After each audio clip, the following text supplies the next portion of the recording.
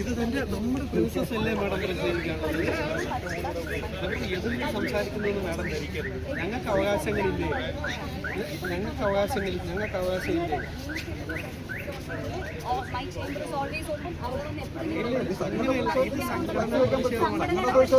ഔദ്യോഗികമല്ല madam, ഇത് ഔദ്യോഗിക പാർട്ടിയായിരുന്നു.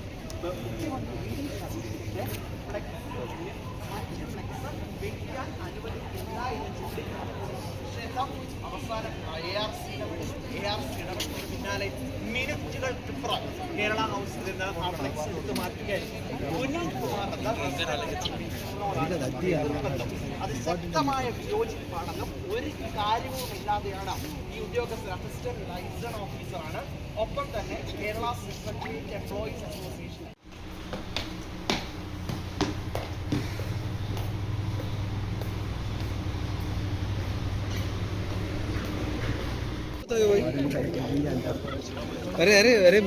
പറയാണ്ടെങ്കിൽ ജനാധിപത്യ വിശ്വാസികളുടെ സന്തോഷത്തിൻ്റെ ദിനമാണെന്ന് നാം ഇന്ന് സ്വീകരിക്കാൻ പോകുന്നത് ബഹുമാനപ്പെട്ട കേരള മുഖ്യമന്ത്രി ശ്രീ BD സതീശനെയാണ്. ജനാധിപത്യ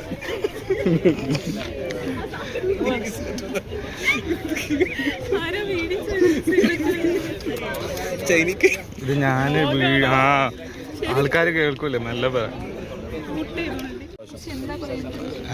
എനക്കെന്താണ് തോന്നുന്നത്? ഇവിടെ അഡ്രസ് ഇല്ല, ആളില്ല. കേരള അഡ്രസ് സമീർ എവിടെ ഉണ്ട്?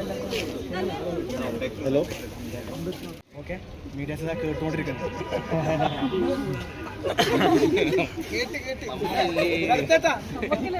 ഒരു മയത്തിലും നല്ല ഓളത്തിലും ആരില്ലല്ലോ പണ്ടത്തെ പോലെ. അതുകൊണ്ട് അങ്ങനെ ആക്കിയതാണ്. അങ്ങനെയല്ലോ പറയുന്നത്. ഇന്ത്യൻ നാഷണൽ കോൺഗ്രസിന്റെ പ്രവർത്തകരെല്ലാം, പ്രത്യേകിച്ചും അതിന്റെ വിദ്യാർത്ഥി സംഘടനയായ NSUIയുടെ പ്രവർത്തകരെല്ലാം ഇവിടെ കേരള ഹൗസിൽ ഒന്നിച്ചു കൂടിയിരിക്കുന്നുണ്ട്. പർപ്പസ് ഒന്നേ ഉള്ളൂ, പട നയിച്ചവൻ നാട് നയിക്കണം. അതിന്റെ ഭാഗമായി പട നയിച്ചവൻ BD സതീശൻ കേരളത്തിന്റെ മുഖ്യമന്ത്രിയാണ്. ജനവികാരം മാനിച്ചു, ജനാധിപത്യം ജയിച്ചു. മുഖ്യമന്ത്രി ആയതിനു ശേഷം അദ്ദേഹം ആദ്യമായിട്ടാണ് ഡൽഹിയിലേക്ക് എത്തുന്നത്.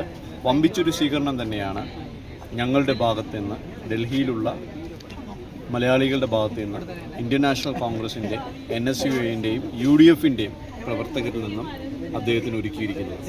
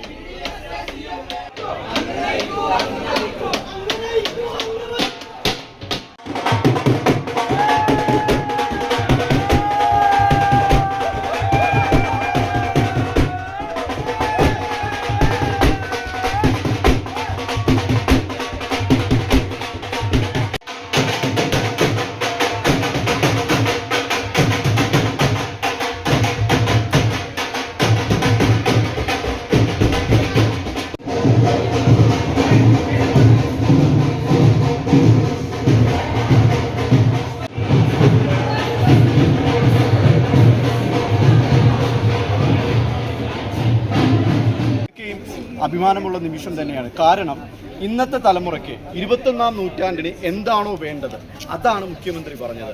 വർഗീയതയോ ജാതിയോ മതമോ ഉയർത്തിയല്ല അദ്ദേഹം UDF നയിച്ചത്. അതുകൊണ്ട് തന്നെ ഇന്ന് ബഹുമാനപ്പെട്ട മുഖ്യമന്ത്രി ഇവിടെ എത്തുന്നുവെന്ന് കേട്ടപ്പോൾ തന്നെ നമ്മളെല്ലാം വന്നത് എന്തുകൊണ്ടാണ്? ആ മനുഷ്യനൊരു ക്വാളിറ്റിയാണ്. സോ നമ്മളെല്ലാം വളരെയധികം ആക്റ്റീവായി പാർട്ടിസിപ്പേറ്റ് ചെയ്തു. വളരെ സന്തോഷത്തോടാണ് നമ്മൾ ഇന്നിരിക്കുന്നത്.